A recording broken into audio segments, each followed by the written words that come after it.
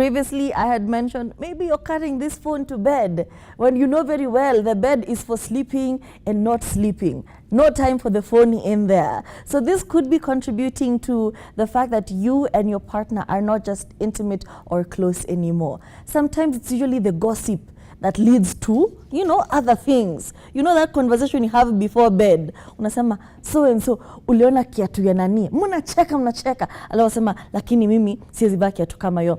Mimi siwezi kununulia kitu kama hiyo. Mwa. Life is good. But now if you carried your phone, you've been on your phone, it's dark.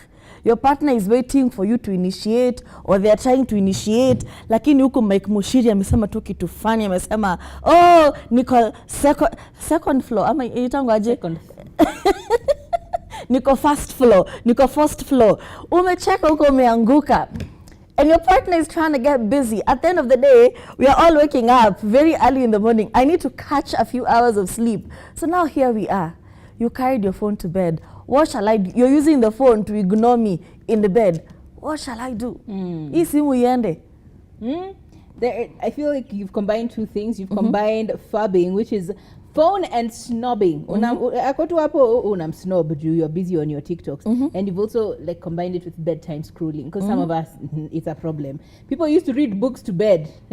Now it's just TikTok. I saw a TikTok that said, but there is also the quality time, which is not just about being physically present, it's also about being mentally present. Like, there's something about when you're talking to someone and they're like, yeah, okay, but they're on their phone. Are they paying attention to you? No. And often, or actually, this happens a lot, especially in my household, where I've come in from a different room. My husband was watching something on YouTube. He's always watching something finance.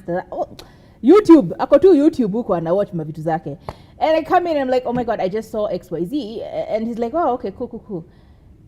He's listening to me, but he's also listening to the TV. So I'm like, listen, sir, I am not going to compete for your attention with the television. So you either pause what you're watching, or me, I go and come back later.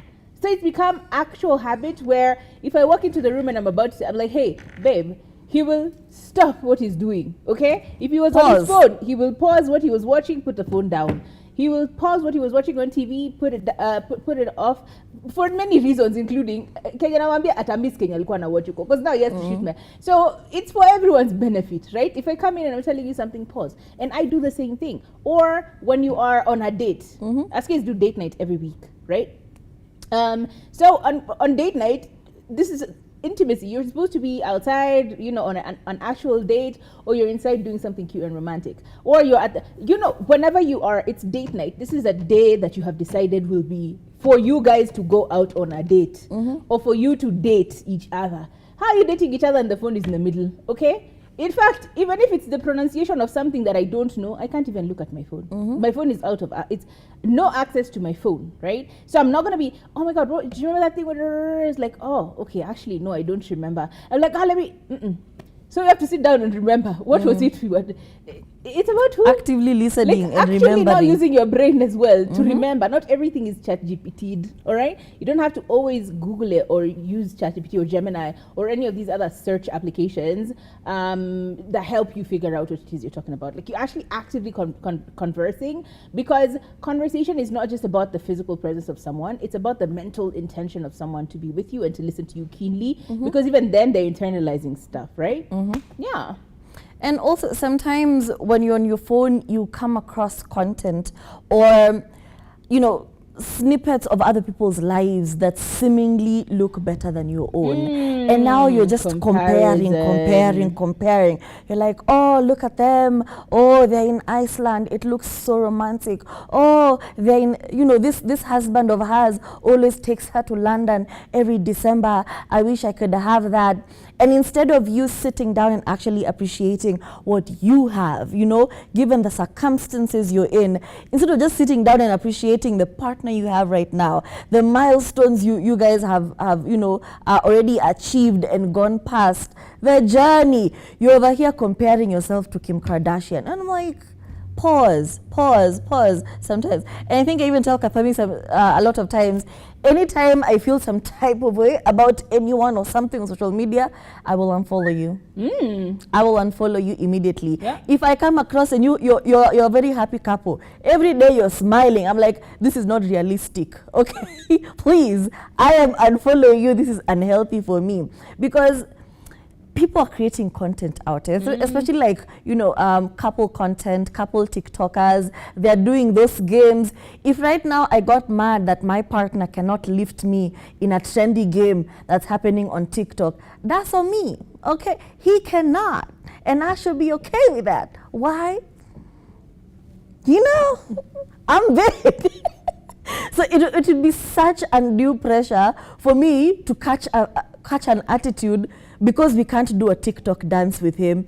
He's not like that on social media. He's not one to do choreography on social media. So me trying to force him just so that I can fit in with a certain crew is too much pressure on a relationship. So before you start comparing your relationship with another relationship, please tone down. Just put away social media for a while. Even you, go touch grass.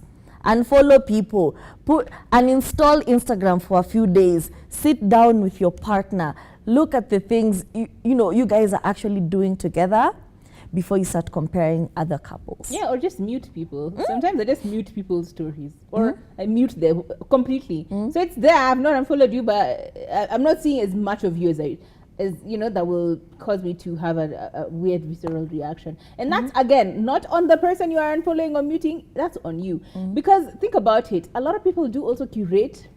As you said, it's very curated, it's very calculated. Because when the Danish deception was happening, when Onyeka and Martin, if you haven't followed that story on TikTok, I suggest you brace yourself for 27-part series on TikTok of Onyeka, a Nigerian girl that was raised in Texas, Houston, okay?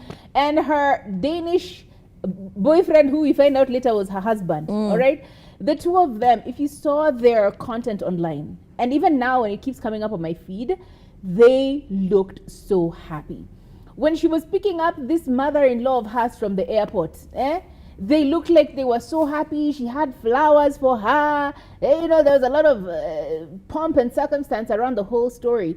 But the day before, she just found out that her husband is a gambler and has a gambling addiction.